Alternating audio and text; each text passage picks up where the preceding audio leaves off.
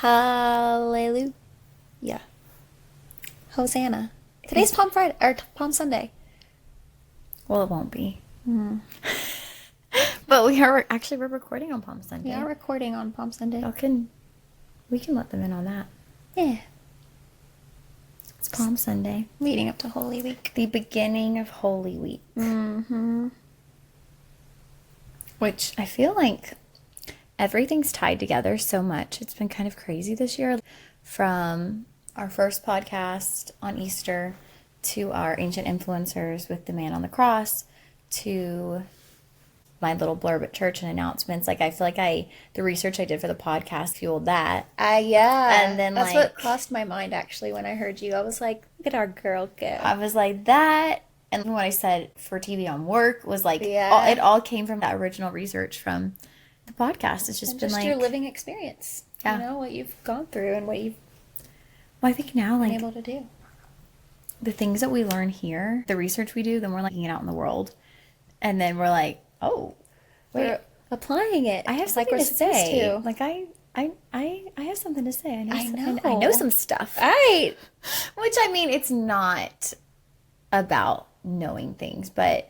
Well, you want to be prepared to answer a question that someone has, or just, you know... I think it gives you the confidence to speak boldly. Like, it gives you the confidence to be bold in your faith when you feel like you know what you're talking about. Yeah. And for the longest time, I always felt underqualified because I would just think, oh, I couldn't possibly, how could I disciple someone, or how could I really like talk about my faith? Because then what if they have more questions? Right. And then I don't know the answers because I don't feel like I'm that well versed in the Bible. I've always admired people. I used to work with this couple and they're just, oh my gosh, they're amazing. And they were both so dug into their faith. Mm-hmm. And you could talk to him in particular. Any conversation you had, he could draw it back to the Bible, and he could speak so much scripture. And I was just thinking, oh my gosh, this is the most amazing gift to be able to do that. I would love to have that in me one day, and I'm still not at that point. Maybe I will be, maybe I never will be. Like, maybe that's a gift that he has, and maybe that's not for me. But it was just incredible to me because it wasn't just with me. Like, not just me as a Christian, but with anyone he would talk to. Yeah. We would be traveling doing our automotive job, and he'd be talking to someone about a car, and the next thing you know, I look over, and they're in like a deep religious conversation. Yeah. I'm like, man, that is such a gift to be able to just turn any topic. It is, but, you know, I think it also allows us to understand that, like, ministry doesn't look one particular way. Like, you and I both have gifts that we were given and that we are leaning into. And maybe even there are some aspects to our gifts that we haven't uncovered yet, you know? Mm-hmm. And that is the fun thing about doing this podcast is we do study what we're talking about, so that does force us into the word. We're learning. I hate to use the word force, but, you know, it does kind of... We have to buckle down. We have to buckle down and understand what we're talking about. So I think to an extent we do. Yeah. Now I can't pull it out. I know. I think that's two parts though, because it's one, it's the confidence to do it and and then two, it is the knowledge. It's both of those combined. And I think they work hand in hand. I actually find myself looking forward to speaking with a friend that I'll be having lunch with next Friday. I kind of know, I have a feeling I know what could be discussed, and I'm looking forward to it. Because I feel, not that I have all the answers, but I do feel like I know enough to give an answer in love, but expose the truth too, you know? It's like, I'm ready. Yeah, like I am ready. I'm ready to have the conversation. I can have those hard conversations. Because once you do that and, you know, you get it over with, and you'll feel more comfortable speaking on it to other people. And you feel well equipped. Yeah. Mm-hmm. Well, I don't even know how to segue. I just think we need to share the good news with all the ladies out there. Girls, buckle up. You're going to want to hear this. I know we don't have only female listeners, but for all the female listeners, I feel like we have to share this headline with you because it's really exciting. Yeah. This is the headline as of April 13th, 2025. More men turning to the Bible across generations. New study finds. Hallelujah. Hallelujah. Thank you, Praise Jesus. We can 39 godly men. It's happening. Woo! Yeah, because I remember probably, I don't know, a year ago or something, reading a little thing. It was on Instagram, but it was like the percentage of women in church compared to men was like, well, okay then. You're like, well, I'll be single for the rest of my Which life. I feel like I had already discovered as, you're looking at every man who walks through church and like, does he have a ring on his finger? That's the Yep. first thing that we. Does he have a ring on his finger? Yep. Man. But more men are reading the Bible, and Amen. this gives us great hope. Millennials are leading the way in Bible engagement. Bam. That's Proud us. millennial. Proud millennial. Engagement rising among them from 30 to 39% in just 1 year. Engagement in terms of them being engaged with the Bible and reading. Okay, great. Yeah. Not engagement. Okay. Alexis. That was like the other statistic I was. You're like, engagement? Like, people are getting engaged? Great. What am I? What's that number? That one I don't think is in this article in particular, but men across every generation saw significant increases, narrowing the long-standing gender gap. So this is pretty impressive. Yeah. Among Gen Z, for example, Bible use among men jumped by 10 percentage points, surpassing women in that age group, which that's kind of sad. Ladies, it's not a competition, but we have to up our game too. Yeah, ditch the bucket hat and get the Bible. Ooh.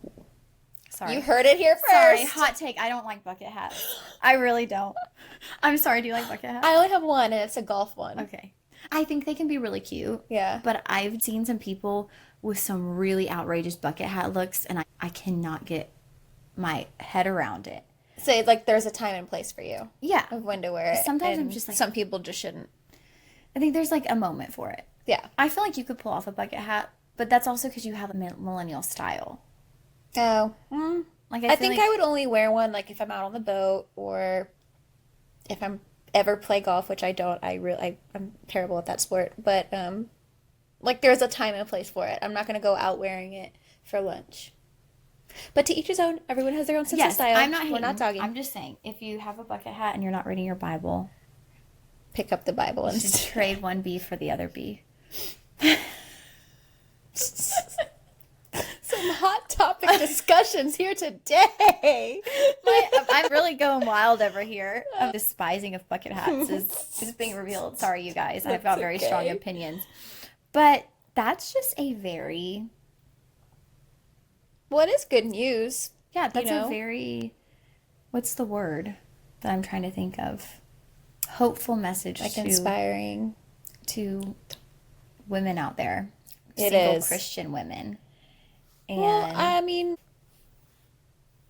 I might seem pretty grounded in like being single sometimes, but like I mean, I know you. you I'm know just me, kidding. you know me. No, you are very grounded in being single. But well, I mean, that being said, like I still have my own struggles, like I still have moments of wanting to have attention or just like know that someone's thinking about me or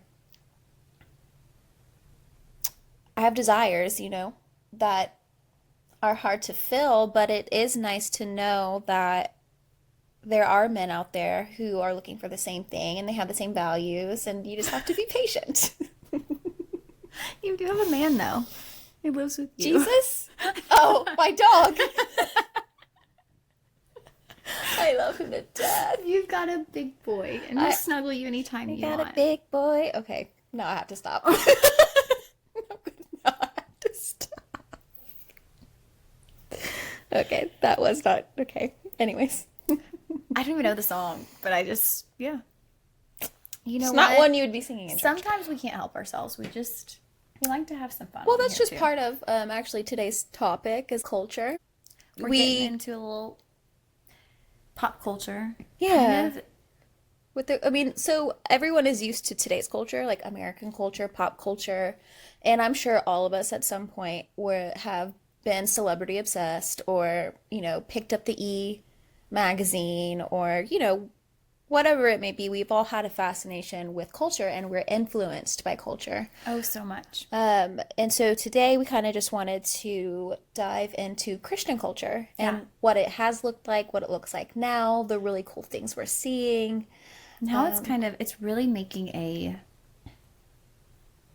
I don't even know if I can say a comeback, because I don't know if, honestly, Christian culture has ever had such a prominent place within music and television and movies. I feel like Right. And if Christian it culture is has, really it's always strong. been cheesy. I You know. know, what For I so think many about like years. the 90s and early 2000s is like, yes, I feel like Christianity, it was very much that Christian culture movement happened. And you saw Jesus loves all the little children, just songs that everyone now knows. But also, I don't know if you ever remember the End Times movies. Oh my Remember the goodness. Kirk Okay. Cameron? Not Kirk Cameron. Yes. Was it Kirk Cameron?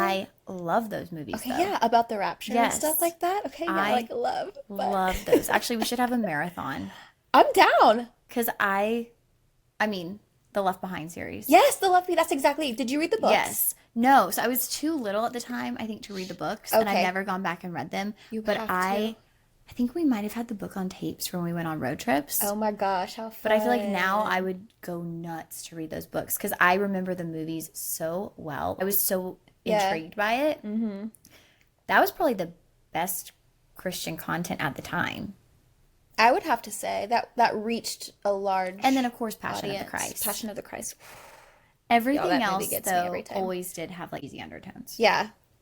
Just always. And that still is a little bit with Christian-based content, but it's getting so much better. Oh my gosh, I'm floored. It's a complete upswing. You're getting to, I think, so many more mainstream actors are willing to be in Christian-based content. Even if they aren't believers, I have found. Like the cast of The Chosen, they're not all Christians. Some of See, them are atheists. and maybe they're placed on that show for a reason, just saying. Hey, I believe But it. I mean, I know too, you think about these people who've played Jesus in such huge Yes. roles. Yes. I think of Mel Gibson, right? Yeah, he directed and produced The Passion. Passion. Yeah. And um The actor who I'm gonna played blank on his Jesus. name. What's his name? Oh my Is that who goodness. you're thinking of? Yes. Yes. I adore him. And he did that movie, Sound of Freedom, which you've got to watch, Jim Lex. Caviezel. Yeah. How do we say that last name? Cavies. I feel like I used to know how to say it. Caviezel? Yeah, Caviezel. Caviezel? I don't know, I'm guessing. Jim. These actors who have played Jesus, I know for a fact the actor in Passion of the Christ, Yes. he And then Jonathan. encountered I mean, that set in general just Yeah. encountered so much craziness and things that were trying to basically prevent that movie from coming to fruition. Injuries on set, so many crazy things. And then Jim Caviezel. Caviezel. I feel like We're it's butchering the name, Caviezel. but I wish I knew. But then when he did The Sound of Freedom more recently, that was maybe 2 years ago, and it was all about exposing, it's a full 100% true story I about still need to watch the sex that. trade. And when they did that, it took them years to get that out. It was like every force against them. Wow. I wonder why. Probably because most of Hollywood, most of the government, all of these entities are involved, unfortunately, I hate to say it, in the sex trade. And so Right. everything was working against them, trying to not get that movie put out. And I just feel like when you have all these good Christian forces, that's when a lot of that spiritual warfare is coming in, and Yeah. the devil's going to do everything to keep it contained, to Right. keep that information, whether it's something like Passion of the Christ, which impacted so many people's lives. It impacted Jim. Yeah. He wasn't a believer before that movie, and on set, he became a believer, but also the guy who played Barbarous, the guy that they let go and decide basically release him but crucify Jesus. The guy who played that character, I can't remember where I saw it. I can never remember where I find things, you guys, but there was an interview basically where he was saying, I did not believe or have any spiritual belief before this scene, but it was the scene where basically the Jews are like, crucify Jesus, let Barbara go. And it was just when he happens to look at Jim, the guy who played Jesus, and he said that he felt the look that Jim had on his face was the look that he believed Jesus would give that Wow. person. And just the fact that someone was impacted by just that one moment in the process of acting it out is incredible. That's what I imagine when it comes to something like playing Jesus or even being in a role where you're opposite a character of Jesus. I can't imagine that not impacting you. I mean, especially when we're talking about someone who's such an incredible actor, because then we talk about The Chosen as well. Yeah, Jonathan Rumi does an incredible job playing Jesus, and Amazing. he's certainly had there's a standalone documentary about him playing Jesus and how it's impacted his life and this day to day. And when he talks and explains it, I can only imagine how heavy that must feel, because there was a statistic that you shared earlier. It was that nearly 500 million people have viewed The Chosen. And to put it in perspective, if that many people around the globe have watched The Chosen, and some for the very first time and heard the story of the Gospels for the first time, their association with what Jesus looked like, who he was, is going to be what they see, right? I feel like at this time, he's the face and image of Jesus for so many people. Right, exactly. And just like pressure to understand that you are not Jesus, but you are being used in such a way, powerful way, that will reach people. And so I can only, like, having to separate yourself mentally and like, you have to be so humble and You understand, do. right? And also appreciate and respect what a huge, I don't want to say responsibility, but in a way, responsibility and like undertaking it is, because Yeah. millions of people, I feel like that's the beauty of The Chosen, is it allows us to put a face to the names. Yes. And it also allows us to see, we get a feel for the disciples' personalities in the Bible through little things. But you watch The Chosen, and when we were reading before during our research too, it said everything is based biblically. Obviously, there's going to be things that fill in the gap as far as conversations between Jesus and the 12. Right. But they build off of what's already said in the scripture. And so you're seeing these personalities come to life. And I feel like it helped me learn the Bible so much too, because then when I'm reading, I'm picturing the faces Yes. of these actors. And the tones and just the way they talk to each other. That to me is such a gift of The Chosen, because so many of us are more visual learners. I know for sure I am. And when you can actually see these characters, Yeah. and they're real people, they're historical figures of the Bible, but when you can actually see and put a face to the name, it's just like Bringing them to life. yes, Yeah. it like it takes it from black and white to color. It's just It makes it more amazing. relatable. It makes it easier to like understand. Even for me, like there's stories within the Gospels that are played out that allowed me to understand. Like there was a scene, and I can't remember, probably the first or second season of The Chosen, where Jesus spends time with the little children. And like, I guess as a kid I was just so pumped with this information that I never understood it, but it really just brought a whole new perspective for me watching these stories being acted out, and the intention behind it too.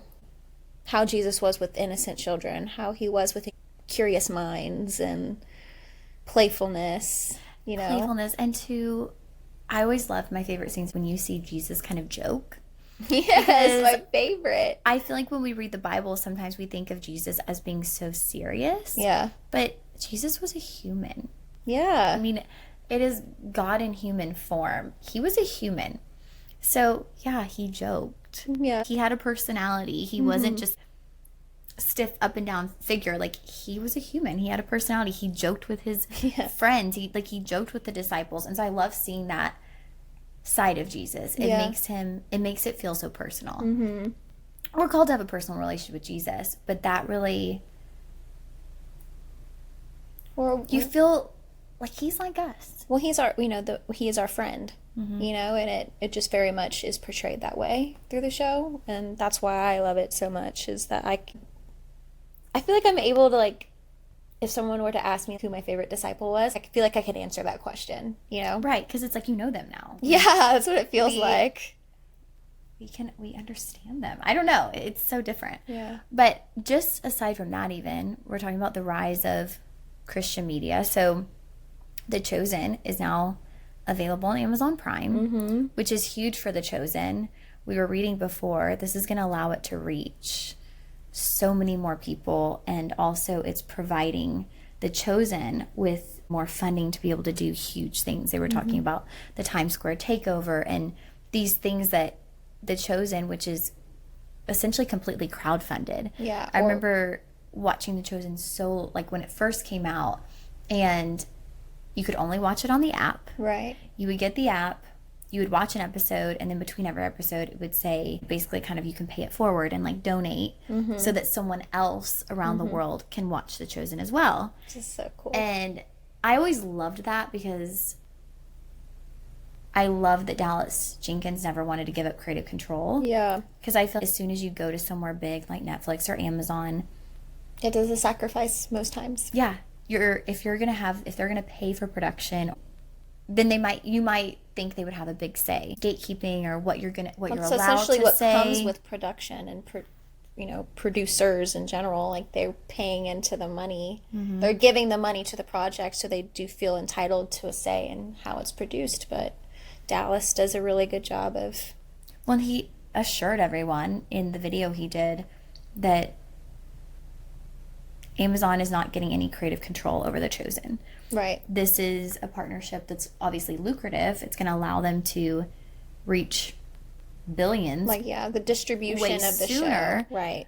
And obviously it's going to help financially with advertising and different things they can do, but Right. they're not getting any creative control, which I love him for sticking to his guns with that, because he did say in the video, which I was reading an article about the video, that Amazon would have loved to have paid even more Right. to have some creative control, but they were happy to take less money because, no, we're not giving up that creative control. And Right.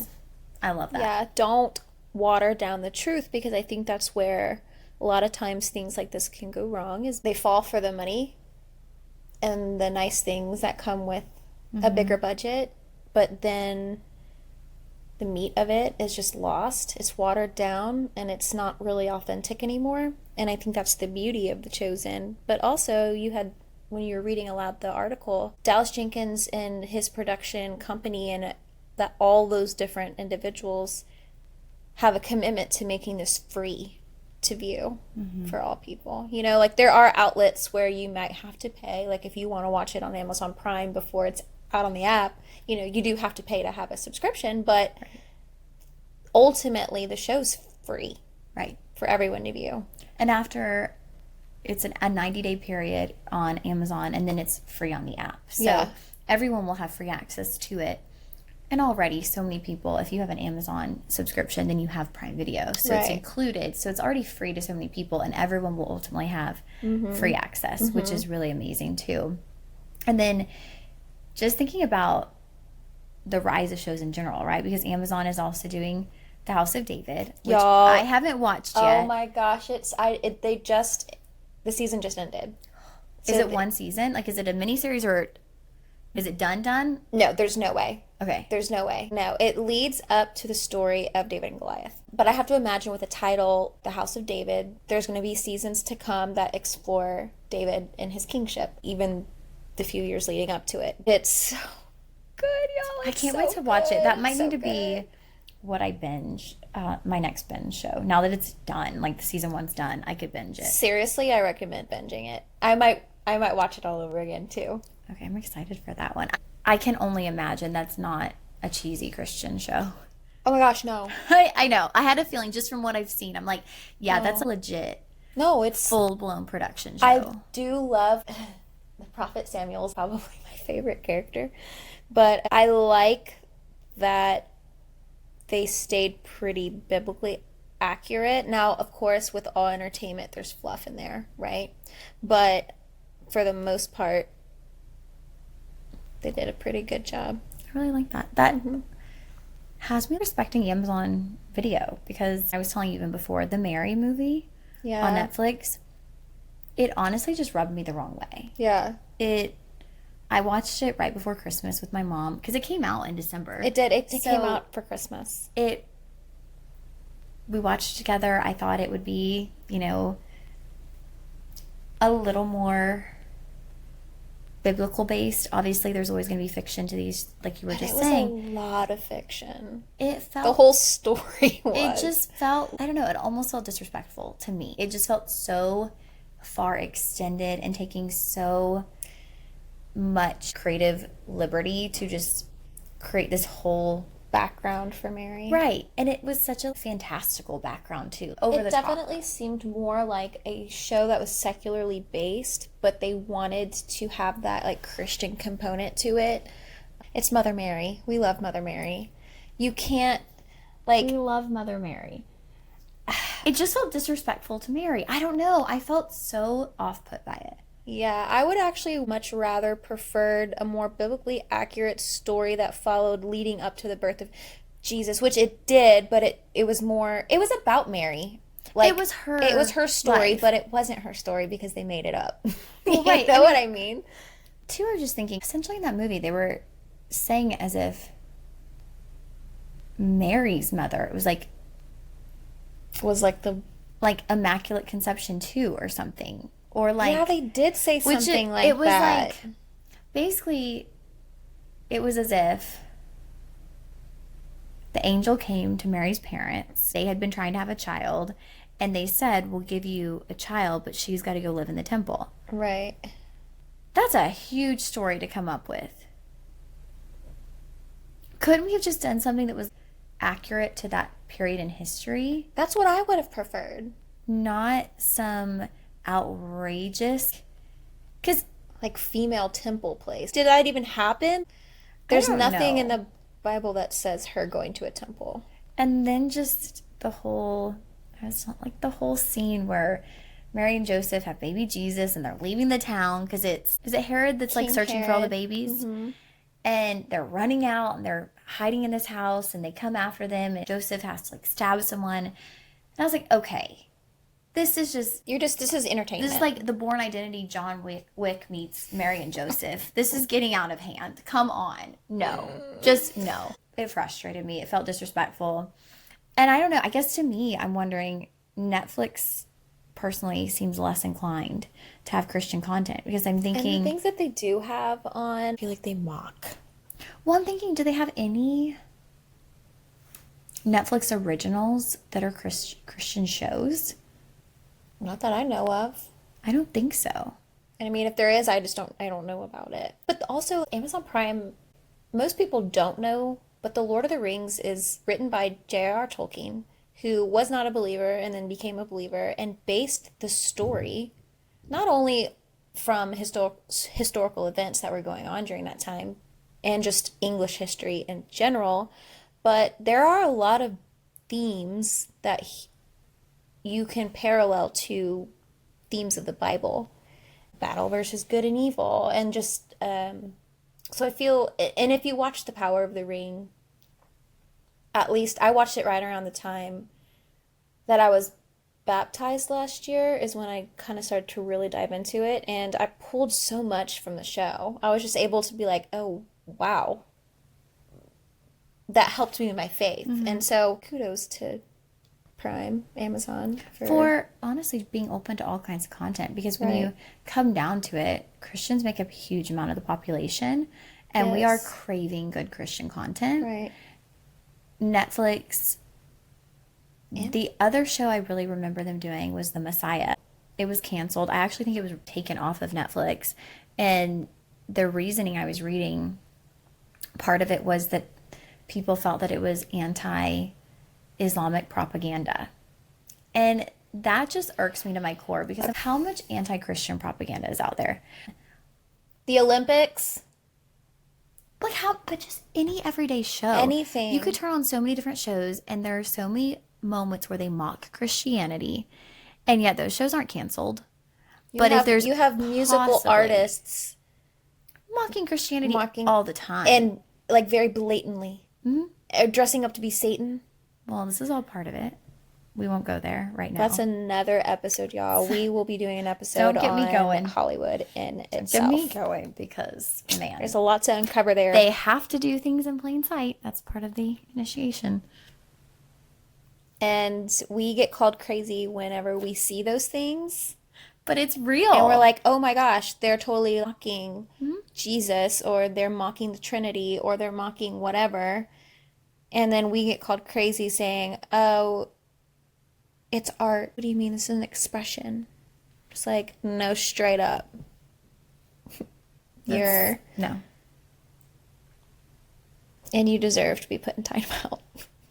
It's a double standard. Yeah. Because I do feel like Christians can be dragged all the time. But isn't that interesting? Like, why, out of all religions, why is Christianity mocked the most? Why don't we mock Islam? Why don't we mock Buddhism? Why don't we mock Hinduism? Seriously, like why? I know. Is it because I said Buddhism? Yeah. That's the double standard there. If we did, we would be called Anti-whatever. prejudice. Yeah. You know? Hateful bigots. Yeah. I'm sorry, but yeah, it no can one live up else to mocks. Christianity. Like, when you think of demons or demonic oppressions or possessions, why do they do exorcisms the way that they do? Why, if there are crosses on a wall, are they turned upside down? I don't see the Buddhist statue or little guy being The little guy. the little, you know, Buddha. I know. You don't see him being defaced, you know? Why, to expel demons, do we use exorcists who are Catholic priests? Why is it Christianity against evil and not, That's a really interesting point. you know? Like all Well, of these things, exorcisms are real, aren't they? they are real. They are. Yes, they 100% are. And they're done by Catholic priests who are ordained specifically to deal with that kind of stuff. And what do? They pour holy water on you and they do the sign of the cross because And they're expelling. and that expels them. Like demons literally tremble under the words of Jesus or anyone who carries the authority that we have. But you don't see that. You don't see any other religion being either the target for these kinds of attacks or mocking or anything like that. It's Christianity and Christianity alone. Right. It's unfair how they do that. I think Netflix showed their true colors. I mean, they are in contract with the Obamas as well, which I think speaks to their character. Like, y'all, like a 9-digit contract. Yeah. I mean, come Yeah. on. So I actually recently I think I actually recently canceled my Netflix subscription, and then like they say, "Why are you leaving us?" And I said, "Because you're doing business with the Obamas." oh my gosh, Alexis. I was like, here I go. I'm just going to say it. I'll see what Alexis says. I mean, really, come on. As if y'all haven't already, the Obamas is who I'm saying, y'all, as if y'all already haven't tried to propaganda the American people to the core. Now you need to get involved with Netflix. Like, Keep your sticky hands out of what I watch. because I'm still convinced. For real. My mom, she cracked me up, but throughout the entire Biden-Harris administration, she called him Biden. Because he's a puppet. Yeah, because he was never president. Obama was Right. for sure behind the scenes, controlling everything. Yeah. And we all know how that turned out. So I'm sorry, but Womp womp. everyone who thought Obama was just The light of the world. We have the change. Was that the slogan? Change? Change. Yes, we can. And yeah, it was be the change or something like that. But, I mean, then There was a change, certainly. There That's was. really, honestly, when you really started to see culture do a complete 180 from our values. I really think so. Oh, definitely. It, at least, I feel like things have gone haywire. yeah. Because what, you and I were, when Obama got voted in, I was in the 10th grade. I just started high school. Okay, so we were, Oh, in wait. ninth grade, I was in 10th grade. And honestly, I feel like that's kind of the end of, which are a lot of factors. You have that. You also have the rise of the internet, the rise of smartphones. Social Because smartphones media. came out like our junior, senior year of high school. So Yeah. all of those different things started happening. MySpace, Facebook. Facebook was just getting started. It was, yeah, when we in those like same time period when we were Instagram in high too. school. Yeah. And I feel like that's just when everything, it's like the downfall of so much. Because Right. now you look at all the outrageous things taking place, and yeah, it does seem like that's when things went haywire, when things started to downward spiral. It irks me to my core because I think, and not to go on a political tangent because we were really trying to do the pop culture, but it all goes hand in hand at the, It at does the go. end of the day, really. It really does. And I Yeah. think it just is so interesting because Obama is a very well-spoken person. I will say this about him, he's a great orator. He knows how to give a speech. And I did admire that about him, but like, Almost too good though. yeah, Almost too good where it's like scary. It's kind like, of. to me, doesn't even seem real sometimes. Am I listening to a human or a robot? I would much rather, and maybe this is personal opinion, I would much rather someone who seems real and raw and isn't perfect than someone who just seems, Picture perfect. yeah, Yeah. too perfect. And it seems to me or feels to me It's an unattainable one and not genuine. because, let's be honest.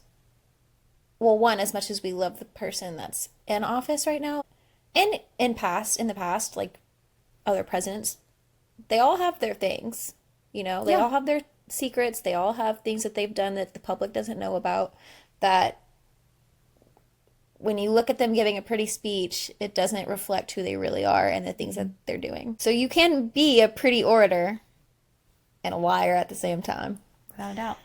Without a doubt. I don't know. I don't even know where that came from. Oh yeah, Wait, Netflix. I just don't trust Netflix anymore. That's one of those things, is like, as a Christian, what are we watching and what kind of content are we taking in? And I know I'm guilty of it, and this isn't going to be an overnight change for me. I'm very much stuck in the worldly entertainment. Like there are shows that probably aren't the best for a Christian to be watching, but I do. And that conviction hasn't hit me yet, but I will say that because our bodies are a temple, I think that what we watch and what we listen to does affect, We're consuming it. yeah, it does affect our spirit and the way we act. Again, I'm not perfect. There are No, things that I know. I consume that are not best for me that I'll probably keep watching until I feel convicted about it. I agree. And I think I've had probably since 2020, I feel like it was in the middle of quarantine, and I was watching a show, Ray Anthony or something like that. I don't know. I was watching some show and I liked the show. It was a good show. He was kind of like a fixer type of guy, but the more episodes in, I was like, this is just kind of gruesome and it just doesn't feel good. And it just felt like ick in my stomach. And ever since then, I've just been so sensitive to things. Like if I turn a show on and it just feels kind of ick, like I can't watch it. I have to For turn it sure. off. I can't see it. Not to say that everything I'm watching is Christian content, Right. but I do feel like I've gotten much better discernment when it comes Yeah. to shows. Like I just There's stuff out there. There's content out there that's not bad, but then there is content out there that is just straight up. We should not be watching it. Like that show Euphoria on HBO Max. Probably shouldn't be watching something like that. It's I've never seen that one. My friends will tell me, and this is just like I guess a reflection of how I don't know if I'm just predictable or if they just know me well, but they'll be like, "Don't watch this show. Like it's gonna weird you out," or like, "Don't watch a show. It's gonna ick you out." And they did that with White Lotus. Oh my gosh, it's One of my crazy. I just closest started friends. watching that. She was like, "Don't watch it. It's not for you." And I feel like everyone in America loves that show. And when people have asked me, "Have you seen it?" I'm like, "No, my best friend told me not to watch it. She said it's not for me." And they're like, "Why?" And I'm like, "I'm just really sensitive to things. Certain Yeah. stuff is sensitive to me." Right. And I think I'm highly sensitive to homosexual stuff. Yeah. I can't stomach it. It makes me And you have a nauseous. valid reason. And so I think they probably know that too. Like this show probably isn't for you. Like if there's Yeah, yeah. Well, now that I'm looking, because I had just started that show actually, and you're like understanding why they might have told me that. mm-hmm. Yeah. I can take it in minimal amounts, but I feel like some shows No. force it down your throat. Well, sometimes like Or it's just really intense. I like very intense, and to the point. I just got done watching. This is me being transparent. Like, just it's a free space here. I feel like we can talk about anything in it. We're not going to judge. 1923. Okay. That's the show, one of the prequels to Yellowstone, and I just finished the second season of 1923, and there was a scene that was just, it made me sick to my stomach watching it. It made me want to puke. It was just gross. And I did have to kind of take a step back. I'm like, do I need to be watching this? I did ask myself that. I kept watching it, obviously. But when shows have those scenes, I don't know. It really made my spirit recoil of how grossed out I was.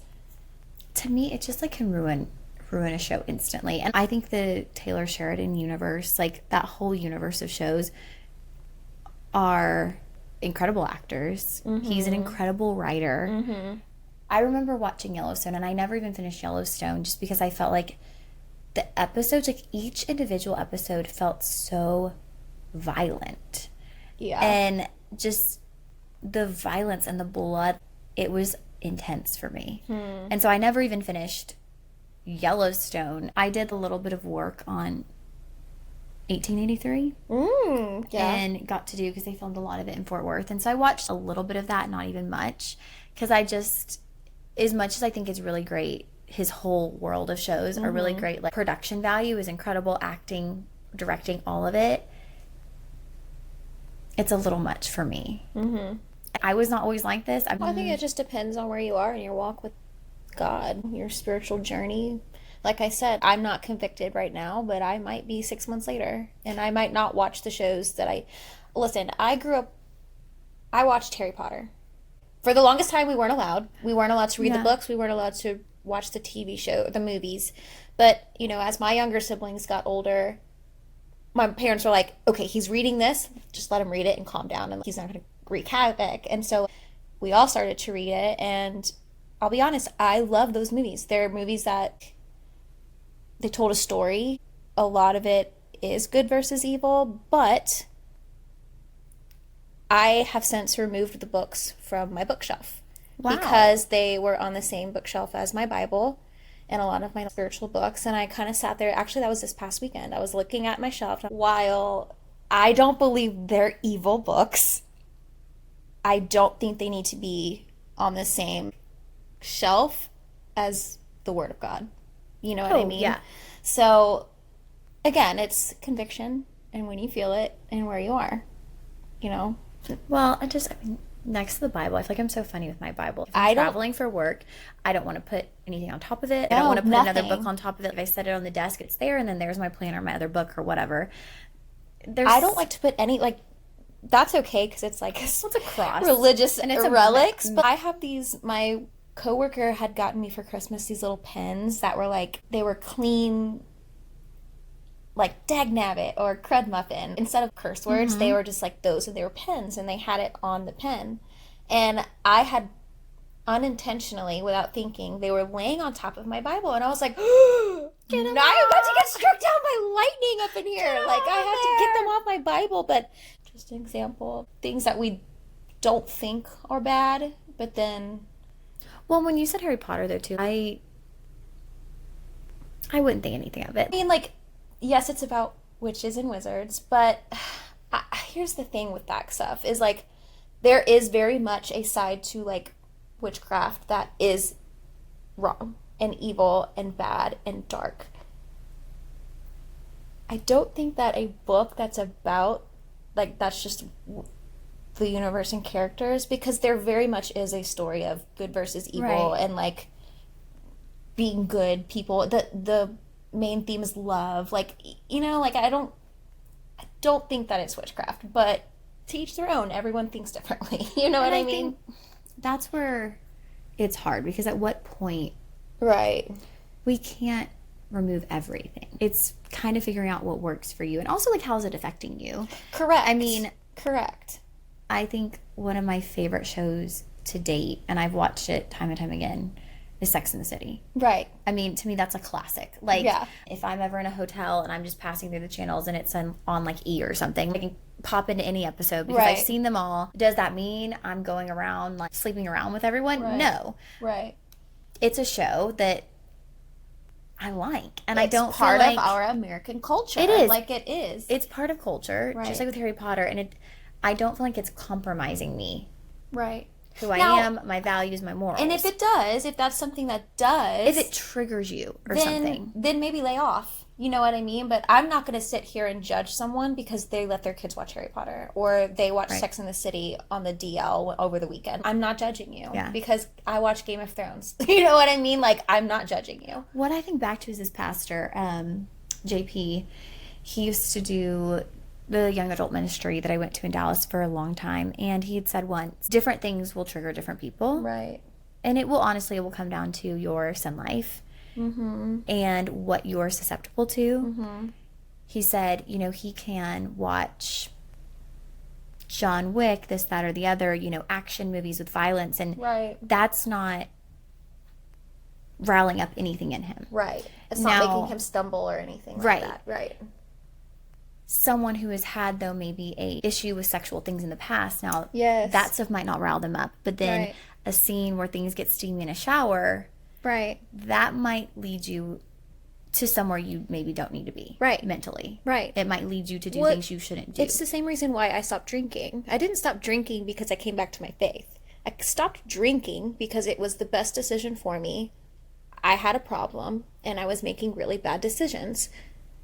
Now, I don't go out hardly ever anymore. If I do, it's because someone's in town or I want to spend time with people that I care about. And sometimes that's going to a patio bar or a rooftop bar. But I don't go to 6th Street anymore, and I don't put myself in certain situations, one that I recently had to reevaluate, because I know myself. I'm not there yet. I can't be in an environment like that without giving in. I can't go on a party boat. As much as I think I can handle it, I can't go on a party boat all day in my favorite season of the year and not have a beer. You know what I mean? There are things that, just like you said, it's dependent A on personal your trigger. struggle. Yeah. We all have our own battles. And so Yeah. it's good to recognize those, and then you can filter through Yeah. with what you watch. Agreed. And I love that Candace Cameron Bure decided to leave Hallmark. Right. I love that she has such a strong faith. I mean, her and Kirk Cameron both, to me, are... I love Kirk Cameron. Adore him.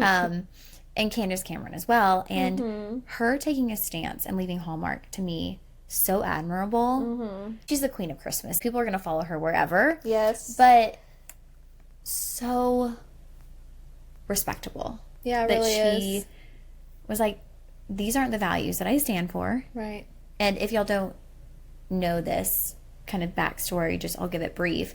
She left Hallmark after Hallmark decided to do, I think it was its first like homosexual couple Christmas movie. And she didn't feel comfortable with that.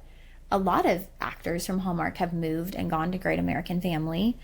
And I don't know exactly who she started it with, but she started Great American Family, and she wanted something that's based on her values, Christian values, American values. And then they've recently merged with PureFlix. So the two are creating an even broader streaming service. I think they're going to try to start getting non-scripted content. They're really going to Nice. try to branch out and bring more and more. And while I so respect that, I will say the quality of shows and movies at the moment isn't the same. I still want to watch my Gilmore's. I'm that casual with the Gilmore Girls. My Gilmore's. I still got to watch Gilmore Girls before I go to bed at night. No, like, I it's my hear you. comfort show. Yeah. There's still things, but I love that we're getting more options as Christians. Yeah. If you want to know where to spend your money, we should be putting it into companies that align with our values. Because that's when you start to see them succeed. And, that's how they get more money as more people are using the product. It's that I do believe. I'm not into cancel culture, but I am into supporting But she did cancel her businesses. Netflix, and she wrote in there. Yes, I did. And I told them why. That's Can you just blame so me? something I would do. When I hear you say that, I'm like, yep, that's why we're doing this podcast together, because Yep. that is 100%. Literally yesterday, I was working. I was on a live stream, and I was like, yeah, I have Mint Mobile, but I'm actually thinking of canceling it because all of this controversy with Ryan Reynolds, I just don't know how I feel about it. I don't get a good feeling about him in this situation. And so I'm like, man, I might have to change phone providers. That's okay. So, What's the well, we're not cancel culture. We do sometimes just, if your morals don't align, it's okay to adjust, yeah, it's okay to not buy those products. not support. And you're not doing maliciously. You're not trying to ruin someone's life by canceling them. You're just moving the flow of your money to something that just aligns Right. with your life and your lifestyle, and that's okay. I think that's fair. Yeah. And one show I did want to mention is Manifest, which you haven't seen. No, I'm interested. You have got to watch Manifest. Okay. So I was telling Alexis, I have a problem. When I really love a show, I cannot finish the last episode. I have done this with Lost. That's the first time I ever did this. I've still to this day never seen the last episode of Lost. That's I don't know how the crazy. show ends. One of my favorite shows of all time actually had a Lost themed birthday party one year. What? Yeah. I was love it. a Lost maniac, completely obsessed with Lost. I would say Manifest is the second show after that that's been like my favorite show of all time. Really? I love this show so much. And I won't say it's a Christian show, but I Okay. think you'll be really intrigued because they tie in these biblical elements. So the flight, that's a big part of the story, is Flight 828, Okay. Romans 828. Okay. And that's their mom's favorite verse. They come home, there's a pillow their mom had embroidered, Romans 828. Wow. And at one point, they find a piece of Noah's Ark. And they're studying it and it has the same kind of particles that these plane particles have. So they tie in this really interesting stuff. And now, again, I don't know how the show ends. So I don't know. If there's a big twist at the end and it becomes completely anti-Christian, I'm sorry for even bringing this up. Because that will just She make just no doesn't sense. know. But I don't know. And y'all, I've tried to finish it and I can't. I will start bawling crying on the final episode because I am so like emotionally invested in these characters. I don't know. I don't know why I'm like That's this. why, while I am excited about like the Chosen leading up to the Passion and the whole crucifixion, that's why I'm actually kind of like, I have to take a really deep breath. Well, yeah. Because like There will be season 7 though, right? I thought I read that. season 5, There will be 7 seasons. yes, but I think they're gonna come in the forms of full-length movies. Okay. Yeah, I believe if I read it correctly. Okay. The season 5 was the last series Okay. of the story, and the last 2 seasons will be in Movies. movie format, Got it. Okay. I believe. So Alexis, you're gonna have to watch Manifest All now. right, I'll put it on my. I think the history watch nerd in list. you will really like it Yeah, I think so too. because they do dive into like history. It's all over the place. It's a really interesting show. And I just want to get your perspective on it. I know I've met other people at church who really love that show too. Okay, I'll watch it. Is it on? Like, it's on Netflix. Oh, I know. You'll have to watch it when you're at my house. Okay. I can't wait to next time we check back in next pop culture. Hopefully, maybe Lex will have watched Manifest. Yeah. And she'll be able to geek out with me. And maybe she'll get through the end of it. And she can tell us how it ends. If you're willing to listen.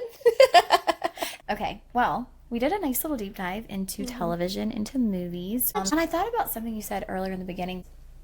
Actually, it's like a defining thing. And when you were saying, we've watched E! News or like grew up in the been into the pop the culture. magazines and the celebrity, and that was really where I saw my life and like the type of journalist I wanted to be. Like I want to do pop culture news. I've mentioned The View.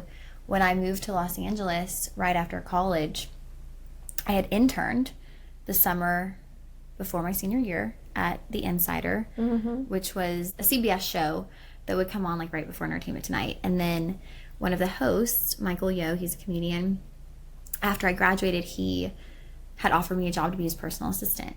And so I would go to all of his interviews with him. He was amazing to work for. He would let me go anywhere. I mean, and he interviewed so many people, and I really thought that was the world I wanted to work in. Entertainment news, that's what I wanted to do. Yeah.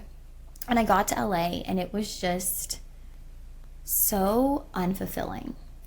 And you just realize how none of it matters. And there is such a celebrity obsession with our culture. That obsession for me, though, ended when I was 13. Right. And I like, am like, every once in a while when something crazy comes up, yes, but as a whole, I think it's gross to idolize celebrities. I think so too. And I think, in today's age, it's just kind of like, they're so obviously flawed and removed from reality. That's what drives me the most nuts. I think what really got me is like celebrities who do try to get involved in politics. And listen, I want you to entertain me. You're a billionaire or a millionaire, and there are struggles that come with that, yes, but you don't live paycheck to paycheck. We don't live the same life. Yeah, no. I am someone, and this is, I don't know if it's a flaw, I don't know if it's a good thing, but if a celebrity has a stance on something or like endorses posts something, I will never see past it. Yeah, same. Like, I can never see them in the same light again. Same. I can't. Same. Like, moving to LA, interviewing so many people with Michael, and there were great people. Yeah. And honestly, when we do our Hollywood, I will share some pretty wacky stories, but there were amazing people. But at the end of the day, I realized, like, this isn't where it's at. This simply doesn't matter. And I think there are people who still get very caught up in that. And now it's in a different form because it's social media. Right. Well, there are also podcasts that their whole purpose is breaking down pop culture events. Right. And I still listen to some like, of the we're not things. saying... I mean, Candace Owens is my favorite podcast.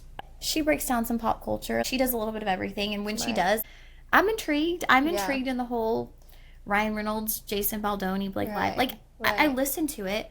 I feel like when we were preteens and early teenagers, just that era of the 2000s culture and the rise of it, like, it was just suffocatingly,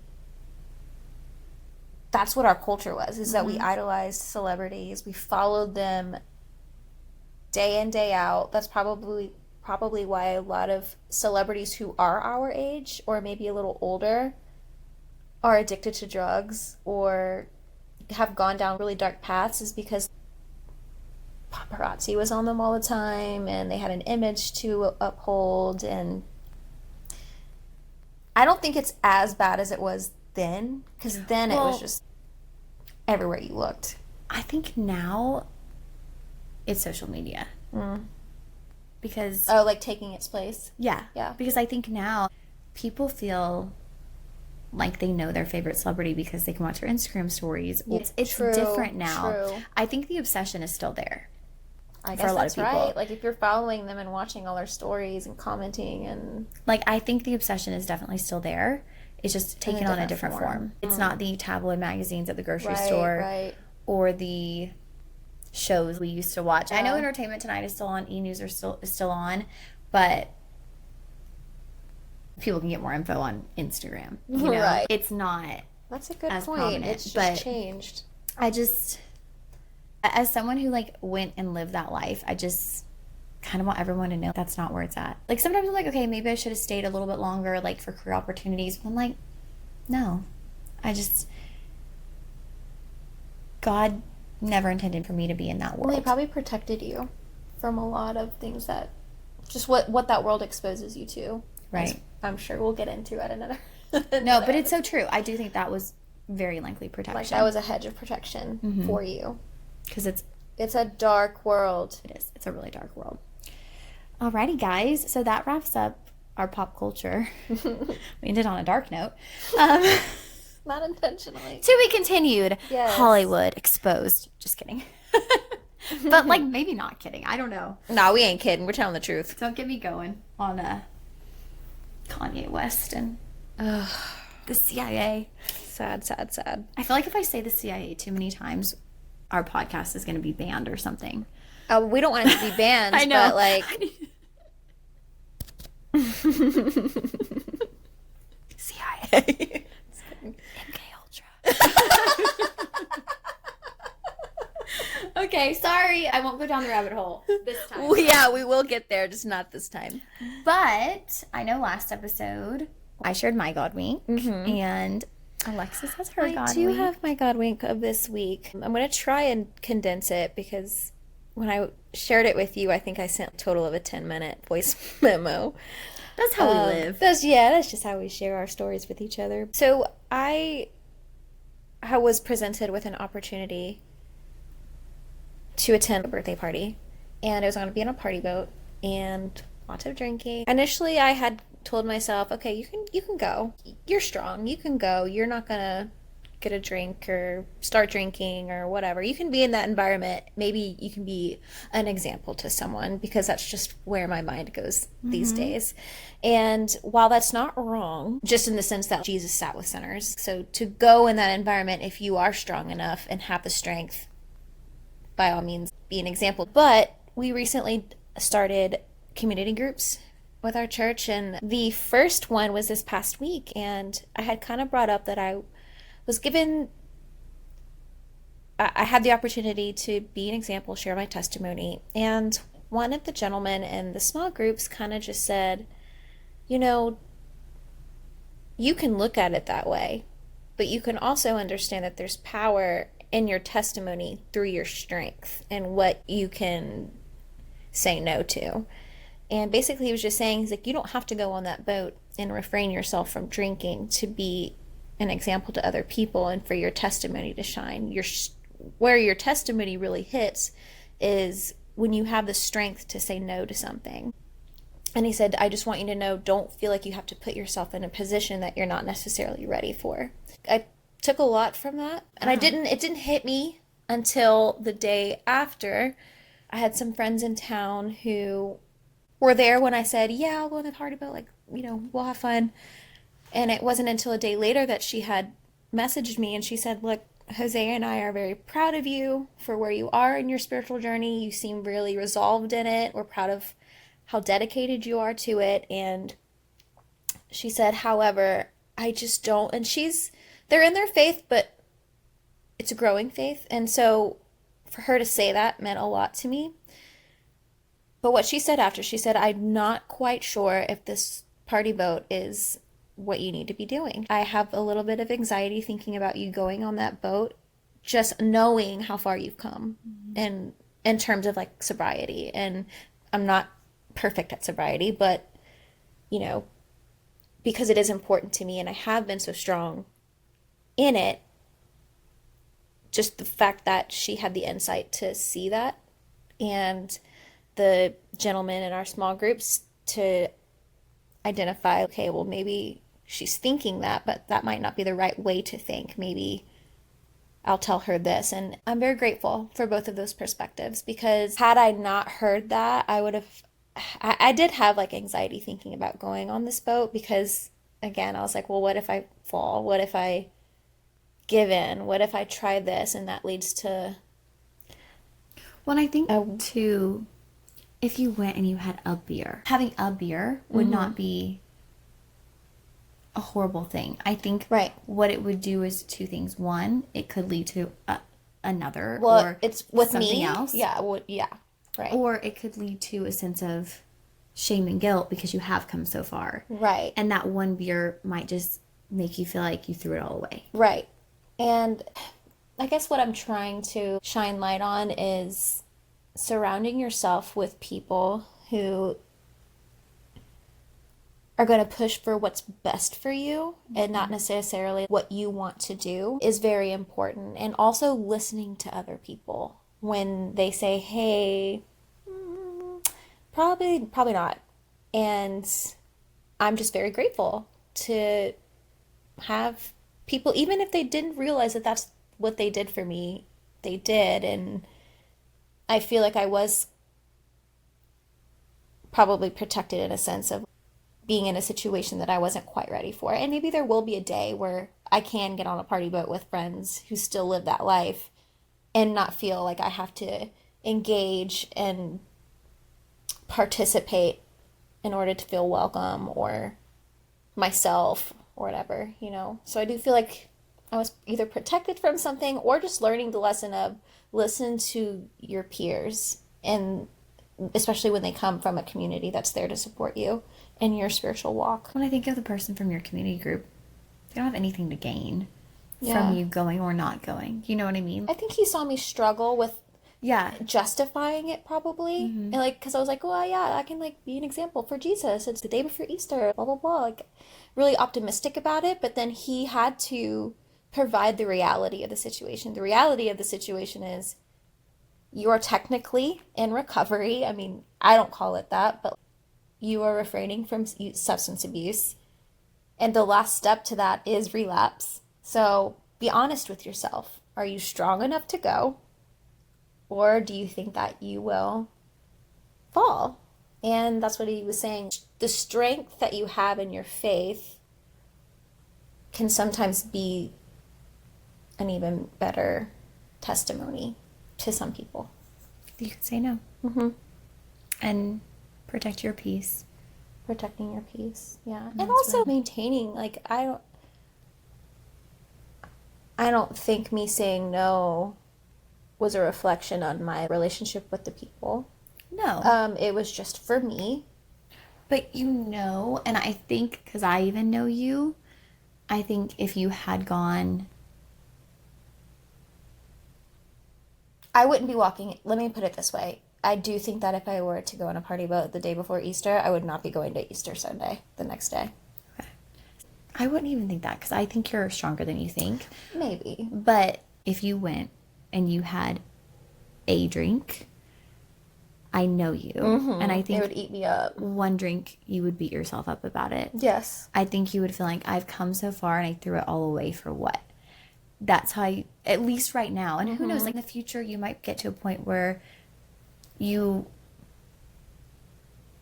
are okay with having one drink. Yeah, You don't like a mind glass having of one drink. wine or Like, something. or you might never want to. I mean, Right. and that's totally your Right. personal preference. And I think you're stronger than you think. I think you would have been at Easter service the next day. I truly do. I believe that wholeheartedly, that you would have been able to have self-control. And I believe you would have been at Easter service. I have seen the strength in you. It amazes me. To be our age, to be living in Austin, to be single, like the opportunities to have a drink and you don't, you are so strong. Thanks. So I don't think it would have been that case, but I'm proud of you because you would have Thanks. had a lot of regret. Yeah, I do too. And Yeah. you would have not given yourself the grace you deserve. So I feel like 100% a God wink because you Yeah. felt it inside. And sometimes even when we feel that discernment, Yeah. we don't listen. And I mean, my goodness, I've been in a situation I can think of right off the top of my head where I felt that little pit inside Yeah. and I didn't listen and I got myself in a situation I wish I'd never been in. And if I had just listened, I know. if I had just listened, and luckily you had people in your life who were looking out for you, Yeah. who gave you that little nudge and it confirmed what you already knew. It definitely confirmed what I knew. Because And- I had even I'm like, how do I get out of this? Well, and that's honestly You probably know? God speaking through them. Yeah. God I speaking through believe them, that. saying, giving you that, hey, Alexis, you don't need to go do that. Like, Yeah. you don't even need to go on the boat. Yeah. Just I protecting truly you. believe that. God works in all kinds of ways, He does. He does. whether it be giving us encouragement, whether it be giving us discernment, whether it be winking at us. a wink. Because he's always doing that. All right, friends, we will see you next Friday. Hello.